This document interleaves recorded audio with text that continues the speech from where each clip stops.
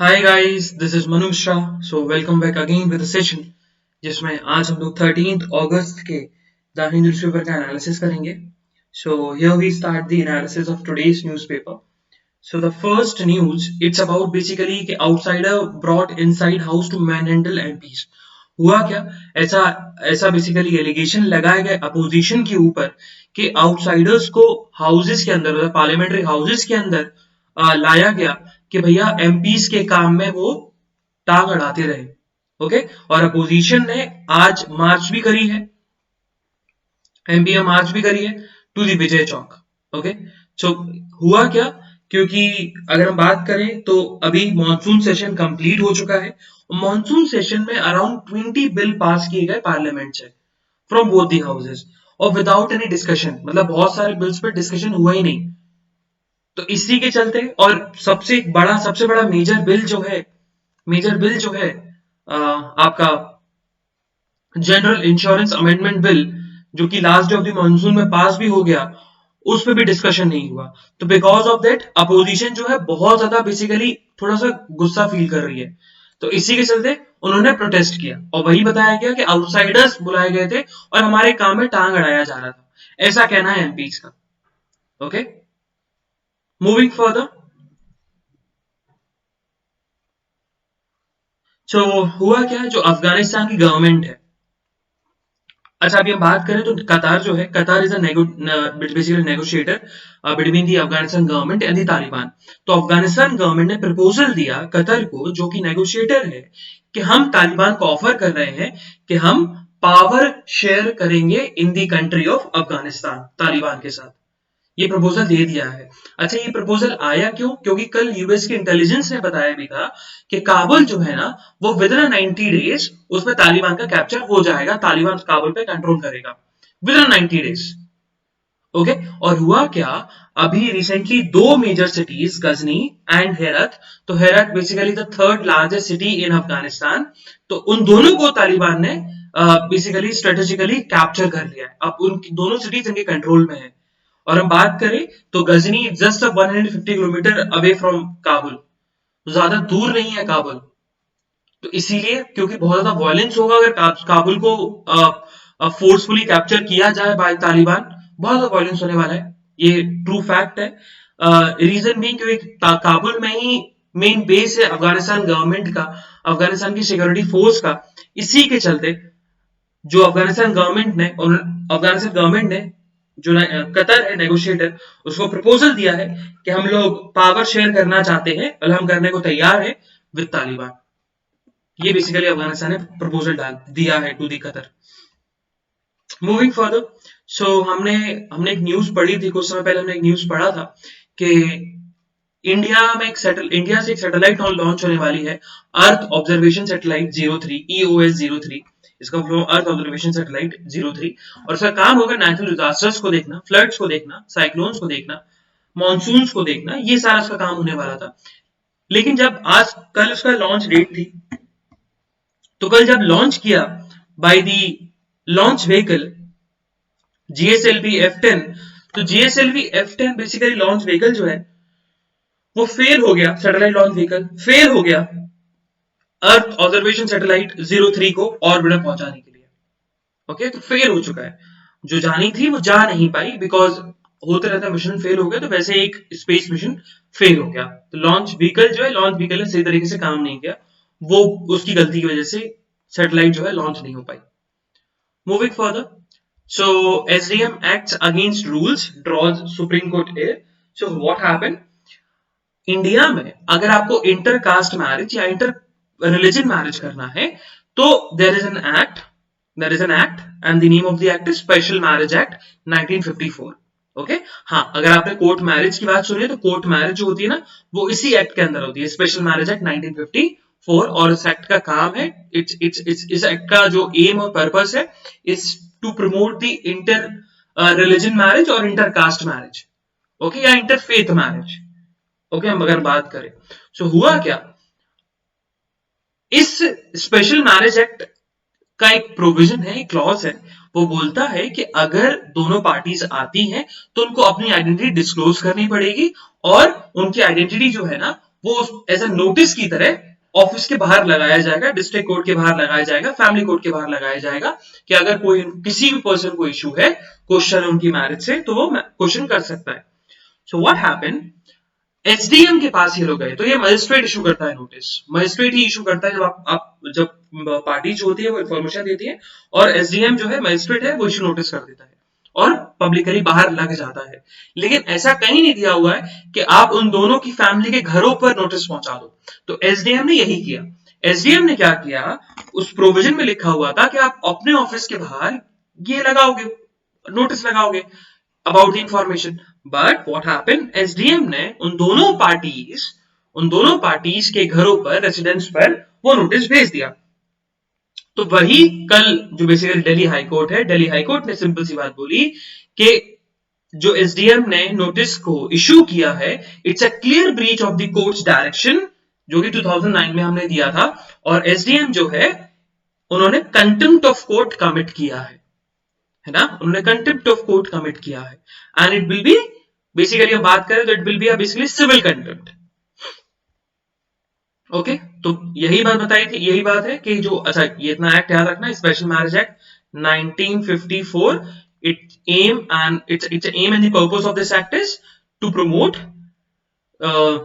the interfaith intercaste marriage. Okay, और हम बात करें तो जो मैरिज होती है, मतलब कोर्ट मैरिज होती है, तो कोर्ट मैरिज इसी एक्ट के अंदर की जाती है। और उसमें क्लॉज था, वो क्लॉज अभी भी उस पर पिटिशन डली हुई है, सुप्रीम कोर्ट उस पर क्वेश्चन डला हुआ है कि इट बेसिकली ब्रीचिंग दी, जो नोटिस वाला जो क्लॉज है वो उस पर भी वही पिटिशन डली हुई है कि आप ऐसे नोटिस पब्लिकली इशू नहीं कर सकते, अगर आप इशू करते हो तो उनकी राइट टू प्राइवेसी जो है वो ब्रीच हो जाती है। Moving further, so this is something about city, तो मैं सिटी के बारे में नहीं पढ़ना है। Okay, move further.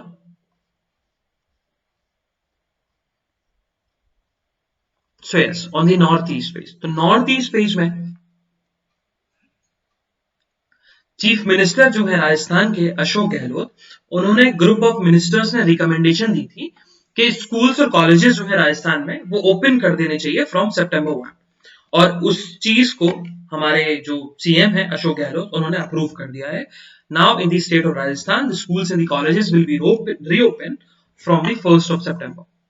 Moving further, so again a very good news from Rajasthan. तो हुआ क्या, एक यूनिवर्सिटी थी, मतलब बेसिकली दो यूनिवर्सिटी थी।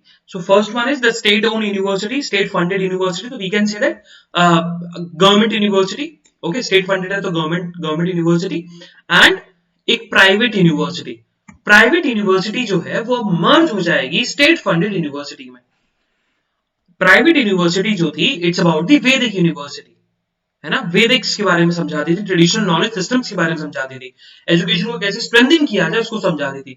और उसी यूनिवर्सिटी को, उसी प्राइवेट यूनिवर्सिटी को मर्ज कर दिया स्टेट फंडेड यूनिवर्सिटी इन दी मोहनलाल सुखाड़िया यूनिवर्सिटी में। ओके, ये और बताया भी गया कि ऐसे अगर मर्जर होते रहे तो हमारी जो यूनिवर्सिटी, हमारा एजुकेशन सिस्टम जो है उसमें बहुत ज्यादा रिसर्च प्रमोट होगा इन दी वैदिक साइंस, लिटरेचर, कल्चर, और एक नई एम्प्लॉयमेंट अपॉर्चुनिटीज खुलना स्टार्ट हो जाएंगे। ओके, ये चीज बताई गई। Moving further, so on the southern page में बेसिकली तेलंगाना ने एलिगेशन लगाया है आंध्र प्रदेश के ऊपर कि कृष्णा वाटर से आप जो श्रीसाइलम का वाटर ले रहे हो, श्रीसाइलम एक जगह है तो वहां का वाटर ले रहे हो, तो वो गलत है। आप अनऑथोराइज्ड एक तरीके से वाटर को ड्रॉ कर रहे हो उस प्रोजेक्ट से, तो वो चीज आप नहीं कर सकते। एलिगेशन लगाया तेलंगाना ने टू दी आंध्र प्रदेश कि आप कृष्णा वाटर का अनऑथराइज्ड यूज कर रहे हो, आप उसको गलत तरीके से ड्रॉ कर रहे हो, आपके पास पावर नहीं है उतना वाटर लेने की, बट आप वाटर लेते जा रहे हो। तो वो तेलंगाना ने लगाया। और तेलंगाना में बात करें, तेलंगाना और आंध्रा में इशू चल रहा है, it's about the Nagarjuna Sagar, तो we can say Krishna. Okay, Krishna water, Krishna river water पे इशू चल रहा है, कृष्णा रिवर वाटर पर इशू चल रहा है। ओके, मूविंग फर्दर, सो जो महाराष्ट्र की गवर्नमेंट है, स्टेट गवर्नमेंट, उसने डिसीजन लिया है कि स्कूल की जो रीओपनिंग है, कि स्कूल कब खुलेंगे, ये हम पूरा का पूरा छोड़ते हैं लोकल ऑफिशियल्स के ऊपर। जो भी लोकल ऑफिशियल डिसाइड करेंगे वही होगा। रीजन भी, क्योंकि महाराष्ट्र की बात करें तो एमपी में बहुत सारे केसेस निकल रहे हैं, ओह सॉरी, मुंबई में बहुत सारे केस निकल रहे हैं, पुणे में बहुत सारे केस निकल रहे हैं, but there are other cities in the Maharashtra जहां पर केसेस नहीं है, जैसे औरंगाबाद हो गया, नागपुर हो गया, थाने हो गया, तो यहाँ केसेस कम है। तो इसी चीज को लेकर स्टेट गवर्नमेंट डिसीजन लिया है कि it's totally depend upon the local officials. वो अपनी डिस्ट्रिक्ट्स की ड्यूटी देखेंगे, मतलब अपने डिस्ट्रिक्ट्स की कंडीशन देखेंगे कि वहां स्कूल को रीओपन किया जा सकता है कि नहीं किया जा सकता। ओके, तो महाराष्ट्र में it's totally depend upon the local officials कि वहां पर स्कूल रीओपन होनी चाहिए या नहीं होनी चाहिए। Moving further, so on the editorial page, तो आज हमारे लिए दो एडिटोरियल इंपॉर्टेंट है। टुडे इज फ्राइडे, तो फ्राइडे जैसे आता रहता है, मतलब डेज जब कम होते जाते हैं, तो हमारे लिए एडिटोरियल्स भी उतने ज्यादा कम इंपॉर्टेंस क्यों लगते हैं। ओके, कम एडिटोरियल्स आते हैं, और जहां मंडे की बात करें तो मंडे में सबसे ज्यादा editorial, then Tuesday, Wednesday, Thursday, फिर वही बात फ्राइडे की, फ्राइडे और संडे की करते हैं, तो वहां एडिटोरियल्स कम आते हैं और संडे को आते ही नहीं। ओके, सो आज हमारे लिए दो ही एडिटोरियल इंपॉर्टेंट है। First one is about the parliament in abdicating its oversight role, इसको ऊपर डिस्कस करेंगे। And this article is written by the M R Madhavan. अच्छा, ये बहुत सिंपल आर्टिकल है, लेकिन अपन इसका ओवरव्यू लेने वाले। एंड एम आर माधवन, अगर हम बात करें तो he is the president of PRS legislative research. It's a very good website. Okay, तो उसके प्रेसिडेंट है और पार्लियामेंट की वर्किंग के ही बारे में बात करते हैं, तो एम आर माधवन।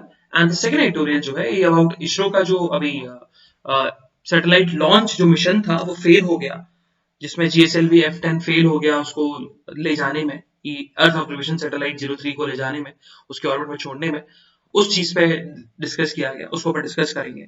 ओके, चलो, so first we'll discuss the parliament wala editorial. The parliament is abdicating its oversight role, so it's written by the MR Madhavan, and MR Madhavan is basically the president of the PRS Legislative Research, New Delhi. It's a very very good website. Okay, जो कि parliament की working के बारे में बताता है। अगर कभी पार्लियामेंट की वर्किंग के बारे में समझना हो कि क्या हुआ है वर्किंग आजकल जब भी सेशन होते हैं, so just you can go to the PRS, वहां आपको बता दिया जाएगा, वहां आपको बिल्कुल क्लैरिफिकेशन मिल जाएगी कौन सा बिल जो है वो राज्यसभा से पास हुआ है, लोकसभा से पास हुआ है, दोनों हाउस से पास हो गया, प्रेसिडेंट ने उस पर असेंट दिया कि नहीं दिया, वो बिल बोलता क्या है, उस सब चीज की समरी एंड सब की इंफॉर्मेशन पीआरएस की वेबसाइट पर मिल सकती है। ओके, लेकिन इतना डेप्थ में पढ़ने की जरूरत नहीं है for the clatter inlet. Okay, चलो, सो हुआ क्या, सो रिसेंटली, अच्छा ये लिखा क्यों गया, क्योंकि मॉनसून सेशन जो अभी एंड हुआ है, मॉनसून सेशन एडजॉर्न हो चुका था, एडजॉर्न साइंड है, और अब इसको प्रोरोग प्रेसिडेंट कर देंगे, है ना। तो मॉनसून सेशन जो है खत्म हो चुका है वेडनेसडे को, और उसी चीज पे एम आर माधवन ने बताया कि मॉनसून सेशन में ओवरव्यू हुआ क्या क्या है इस पूरे मॉनसून सेशन में। तो सबसे पहले तो उन्होंने बुराई करी है ना। अगर आपको जानना है ना कि कौन कौन से मेजर बिल्स पास हुए हैं मॉनसून सेशन में, और मॉनसून सेशन कैसा रहा, कितने बिल पास हुए पार्लियामेंट से, तो इस एडिटोरियल को पढ़ लो, है ना। अब चलो अपन स्टार्ट करते हैं एडिटोरियल। हुआ क्या कि मॉनसून सेशन पार्लियामेंट में रिसेंटली ऑन दी वेडनेसडे खत्म हो चुका है ना, और ऑथर ने बताया कि बहुत डिसअपॉइंटेड है मॉनसून सेशन पर, बहुत डिसअपॉइंटेड रहा बहुत तरीकों से। सबसे पहले उन्होंने बताया कि ये फोर्थ स्टेट सेशन है जो अपने ओरिजिनल शेड्यूल के पहले ही खत्म हो गया, मतलब उस सबसे पहले विंटर सेशन जो हुए ही नहीं, उसके बाद बजट सेशन, उसके बाद मॉनसून सेशन, और उसके पहले भी जो मॉनसून सेशन जो बजट सेशन चल रहा था वो भी अपने शेड्यूल टाइम के पहले पहले खत्म हो गया। तो इस because of this reason this monsoon session is also disappointment. Okay, उसके बाद बताया गया कि बहुत सारे इंपॉर्टेंट इश्यूज जो है वो डिस्कस ही नहीं किए गए इस सेशन में, जैसे कोविड-19 की रिस्पॉन्स स्ट्रेटेजी उस पर डिस्कस नहीं की गई, डिस्कस नहीं किया गया कि लद्दाख में चाइनीज कैसे आ गए, इकोनॉमिक सिचुएशन पे डिस्कशन नहीं हुआ, एसेंशियल आइटम्स के जो प्राइस राइज हो रहे हैं, फार्मर जो प्रॉब्लम्स फेस कर रहे हैं, पेगासस और स्पेशल वन पेगासस जो सिस्टम जो है वो ब्रेकआउट हो गया, उसकी snooping using the Pegasus system वो ब्रेकआउट हुआ, उस पर कोई डिस्कशन नहीं हुआ। और पार्लियामेंट में डिस्कशन ही होता है, हाँ लॉ बनाते हैं, लॉ पास करने की जरूरत है, लेकिन डिस्कशन होना भी जरूरी है ना, तो डिस्कशन तो वही नहीं है मेजर इश्यूज पर। तो इसीलिए ऑथर ने बताया कि बहुत बड़ा डिसअपॉइंटमेंट है इस सेशन में। देन उसने बताया कि अभी देखा जाए तो वर्किंग टाइम भी श्रिंक हो गया। ओके, अगर हम बात करें तो लोकसभा जो है इस बार इस सेशन में 19% वर्क करी है ओरिजिनल शेड्यूल टाइम का, और राज्यसभा 26%। मतलब अगर एक सेशन में 600 आवर्स आपको देने हैं तो 100% 600 आवर्स है, तो 19% ही लोकसभा रही है। क्योंकि हमेशा एडजॉर्न हो जाती थी, एडजॉर्न कर देते थे एक दिन के लिए, 2 दिन के लिए स्पीकर, बिकॉज अपोजिशन बहुत ज्यादा डिसरप्शन क्रिएट करती थी, because of the issues, farm issues and package snooping वाला इशू है ना। लेकिन अपोजिशन को ये नहीं पता कि इश्यूज के चलते भी और भी इश्यूज है, जैसे कोविड-19 रिस्पॉन्स वाला हो गया, इसेंशियल आइटम्स में इन्फ्लेशन बढ़ रहा है, वो इशू हो गया, चाइना लद्दाख वाला इशू हो गया। ओके, सो ये भी इश्यूज थे, इश्यूज पे डिस्कशन होता था, हो सकता था। तो लोकसभा ने सिर्फ 19% of the schedule time work किया इस सेशन में, और राज्यसभा 26%, थोड़ा सा ज्यादा। और इस बार गवर्नमेंट ने अराउंड 20 बिल्स को पुश किया, जिसमें से मोस्टली जो है विदाउट एनी डिस्कशन पास हो गए। 18 बिल्स जो है वो पास हुए फ्रॉम दी लोकसभा, जिसमें से सिर्फ एक बिल पर डिस्कशन हुआ 15 मिनट्स के ऊपर, 15 मिनट के ऊपर सिर्फ एक बिल पर डिस्कशन हुआ। वही हम राज्यसभा की बात करें तो राज्यसभा ने इस बार और भी बिल ज्यादा पास किए in comparison to the Lok Sabha.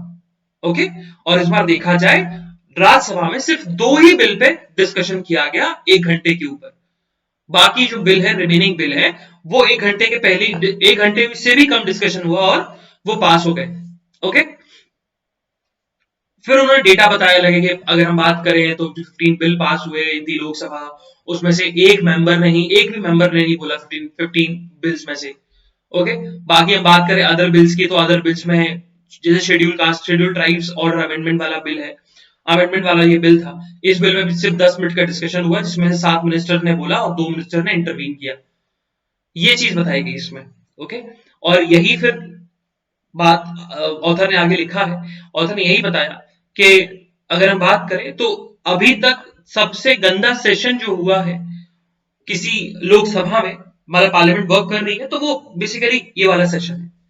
Okay, ये वाला सेशन बताया गया उन्होंने, क्योंकि क्योंकि इस सेशन में जब से मोदी गवर्नमेंट आई है, 16th लोकसभा, तो तब से बेसिकली कोई स्क्रूटनी नहीं है, क्योंकि पहले जो बिल थे वो पार्लियामेंट्री कमिटीज के पास जाते थे एग्जामिनेशन के लिए, पार्लियामेंट्री कमिटीज उसको एग्जामिन करती थी, देखती थी, एक्सपर्ट्स को बुलाती थी, स्टेक होल्डर्स को बुलाती थी, गवर्नमेंट ऑफिशियल्स को बुलाती थी, बताती थी अगर बिल ये आता है तो इसके क्या इंप्लीकेशंस होंगे, इसके क्या प्रोज एंड कॉन्स होंगे, इसके क्या कॉन्सिक्वेंसेस होंगे, है ना, और उसी बेसिस पर प्रोविजंस और अमेंडमेंट रिकमेंड करते थे। लेकिन हम जब बहुत सालों से देखें इन दी रिसेंट ईयर्स, मतलब जब से मोदी जी प्राइम मिनिस्टर बने हैं, तब से बिल्स जो है वो पार्लियामेंट्री कमिटीज के पास जाते ही नहीं है, कभी नहीं जाते। ओके, अगर हम बात करें तो पार्लियामेंट्री कमिटीज का बेनिफिट क्या है, आप खुद देखो। अभी इंसॉल्वेंसी एंड बैंक्रप्सी कोड जो था, मोटर व्हीकल्स अमेंडमेंट बिल था, ये जो है ना, इनमें जो रिकमेंडेशन है ये पार्लियामेंट्री कमिटीज ने दी, और अभी तक ये एप्लीकेबल है, और अभी भी इनका पॉजिटिविटी दिखाई जा रही है इस बिल के अंदर, मतलब पब्लिक के लिए अच्छा है, जिन पर्पस के लिए बनाया था वो पर्पस फुलफिल कर रहे हैं, क्योंकि पार्लियामेंट्री कमिटीज की रिकमेंडेशन थी। और वहीं हम बात करें तो 15th लोकसभा में 71% ऑफ द बिल जो है, जब यूपी की गवर्नमेंट थी तो 17% ऑफ द बिल जो है वो किसके पास जाते थे, तुम्हारे पार्लियामेंट्री कमिटीज के पास। ठीक है, 15th लोकसभा में कितना हो गया 27%, और 16th में कितना हो गया 12%, सॉरी 15th में हुआ 71%, 27 हो गया 16 में, और अभी की हम बात करें तो 12% है, मतलब 17th लोकसभा की।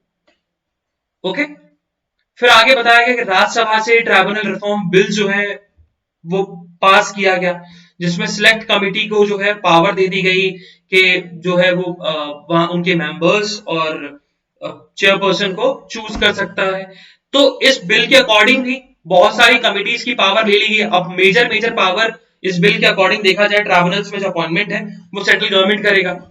सिलेक्शन कट सर्च कमेटी का काम इतना ही होगा, सिलेक्शन कम सर्च कमेटी का काम इतना ही होगा कि वो नाम रिकमेंड करे चेयरपर्सन का, इससे तो कोई काम नहीं होने वाला।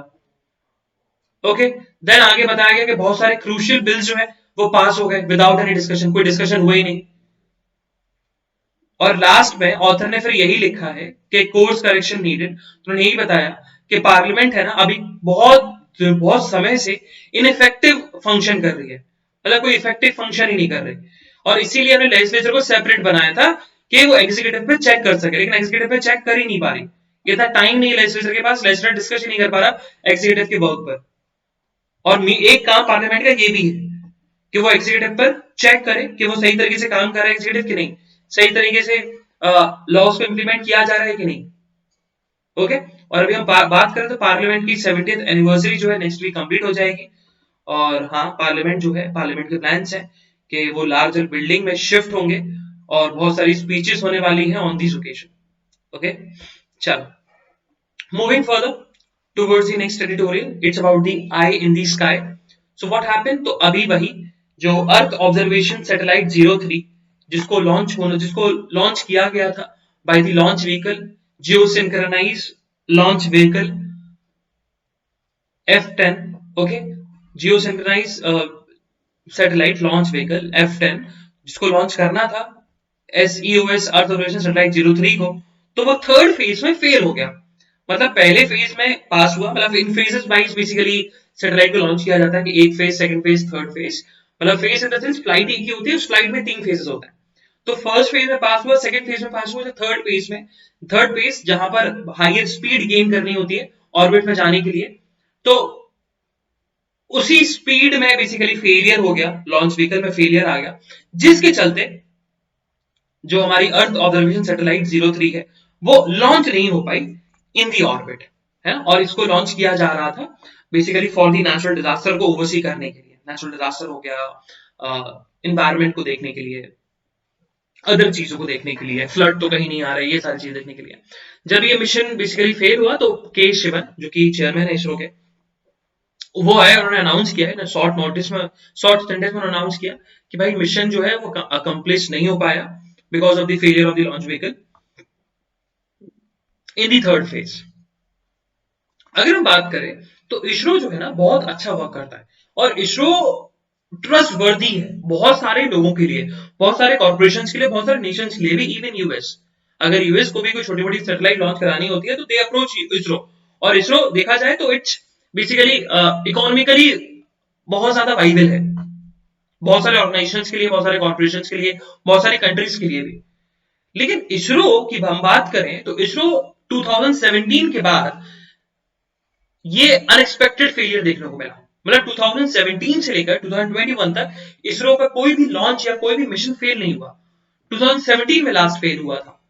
ओके, तो वही ऑथर का कहना है कि ये जो मिशन में फेलियर आई है ये वरिंग सिचुएशन है, हमें वरी होना चाहिए, क्योंकि हमने एक लॉन्ग ब्रेक को नहीं तोड़ा बल्कि हमने एक सक्सेसफुल रन को भी तोड़ दिया। जो 2017 सक्सेसफुल रन और जो एक ब्रेक लगा हुआ था हमारे फेलियर पर, वो हमने ब्रेक को तोड़ा। और अगर हम बात करें इन फ्यूचर, बहुत सारे मिशन जो है, इंपॉर्टेंट मिशन जो है, वो अभी भी पेंडिंग पड़े हुए हैं। जैसे कि आदित्य L1 मिशन जो है, सन वॉचर वाला मिशन है, गगनयान मिशन जो है ना। और अभी हम बात करें तो इन दी अपकमिंग ईयर्स हम लोग ये भी सोच रहे हैं कि हम ह्यूमंस को स्पेस में ले जा सके, तो ये मिशन हैं। तो अब बेसिकली स्ट्रेस जो है इसरो साइंटिस्ट का वो थोड़ा बढ़ गया होगा, क्योंकि बिकॉज ऑफ द फेलियर जो कि कल हुई। ओके, और वही बेसिकली ऑथर ने बताया कि इतना ज्यादा स्ट्रेस लेने की जरूरत नहीं है, जैसा इसरो जो है इसरो को वर्क करना चाहिए, और ये फेलियर होते रहते हैं। और ये नेशनल प्राइड की बात है कि इंडिया में जो हमारा स्पेस एजेंसी है वो कम फेल होती है as comparison to the other countries space agencies.